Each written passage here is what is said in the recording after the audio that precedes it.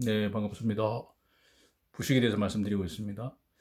이 자료에서는 우리 독일의 이바 교수님께서 강의하신 내용인데요. 경제적 역량으로 서구 공업 국가 기준으로 GNP의 3.5에서 4%, 4.2% 정도 수십억 달러죠. 손실이 되고 전 세계적으로 1초에 약 5톤의 강이 부식된다. 이렇게 어떤 정의를 내려봤습니다. 직접적인 비용, 대상 자원물, 장비, 수송, 안전 여유, 간접적인 비용은 제품 손실, 생산 손실 등이 있다. 이렇게 되어 있고요. 부식 현상으로 구분되어 있는데 여기 보시면 기계적 응력을 받는 게 있지 않습니까? 받지 않는 거.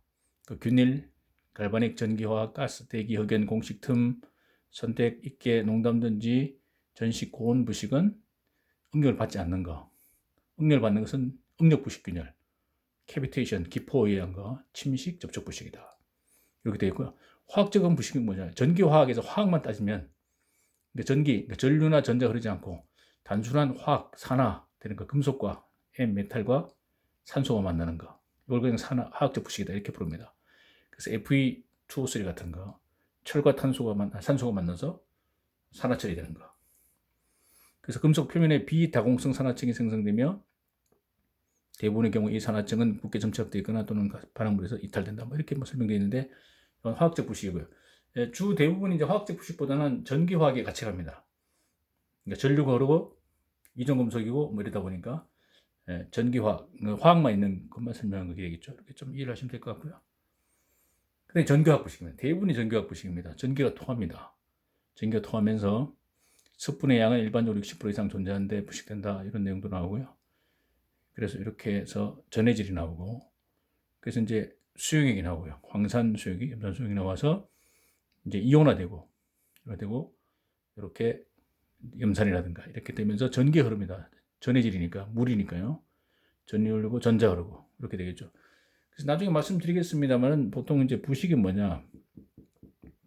부식은 전기화학 부식에서요. 전자를 뺏기는 겁니다. 전자 방출되면 부식입니다.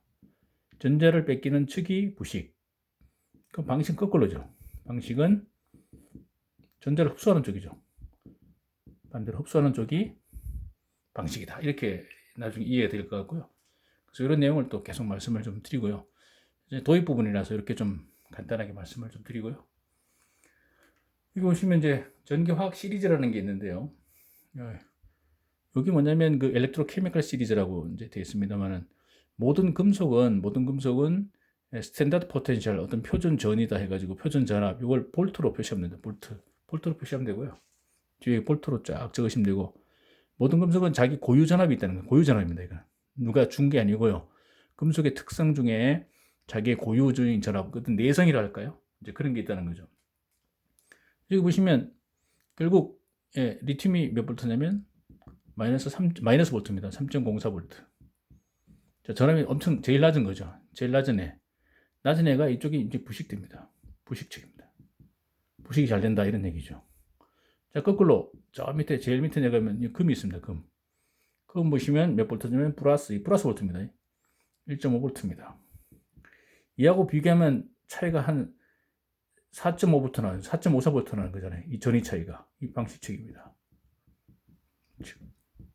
그리고 여기 내려가면 방식이고요. 올라가면 요 부식입니다. 이렇게 여기서 올라가면 부식, 내려가면 방식. 제일 부식이 약한 애 리튬, 제일 부식이 강한 애 금. 이렇게 이해하시면 되고요. 자, 그래서 지금 현재 가장 우리 주위에서 문제되는 게 뭐죠, 지금요? 이게 지금 가장 문제가 되고 있습니다. ESS, 에너지 저장 장치, 에너지 세이빙 시스템 화재 사고. 이게 배터리지 않습니까? 배터리인데 리튬 이온 배터리 쓰고 있습니다. 리튬 이온이 들어있는 배터리 쓰고 있습니다. 이게 자꾸 불이 납니다, 지금. 우리 전문 업체들에서 만들었습니다만은 하여튼 여기 그러니까 리튬 왜 그래요? 리튬 자체가요.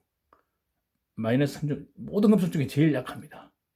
그러니까 부식된다, 산화된다. 결국 산소 만나면 얘가 산화돼 가지고 불이 나는 거죠. 산화되면서 불이 납니다, 이게. 발화가 됩니다. 열폭주합니다. 그래서 가장 약한 애라서 너무 약하니까 얘를 잘 관리해야 되고요. 제대로 잘 좀 이렇게 해야 되는데 현재는 하여튼 이렇게 화재가 많이 발생되고 있고 지금 조치를 취하기 위해서 전문가들께서 다 연구를 하고 계시고 그래서 제가 볼 때는 뒤에서 말씀드릴 것 같은데 저도 이제 일본 쪽 자료를 한번 찾아봤더니 이런 자료가 나와 있었습니다. 리튬에서 리튬 이온 배터리에서 음극 쪽에 이제 리튬이 들어가고 양극 쪽에는 저기 그 그라파이트 흑연이 들어가죠. 흑연 저기가 들어가고 이쪽에 이제 리튬 이온이 들어가는데요. 리튬 이온이 들어갑니다. 자, 근데 이게 주로 많이 쓰는 게 지금 LiCO2라고요. LiCO2니까 이게 코발트산 리튬이잖아요. 코발트산 리튬. 이걸 주로 많이 쓰고 있는데 이게 가장 전압이 높습니다. 지금 성능이 제일 좋다는 얘기죠.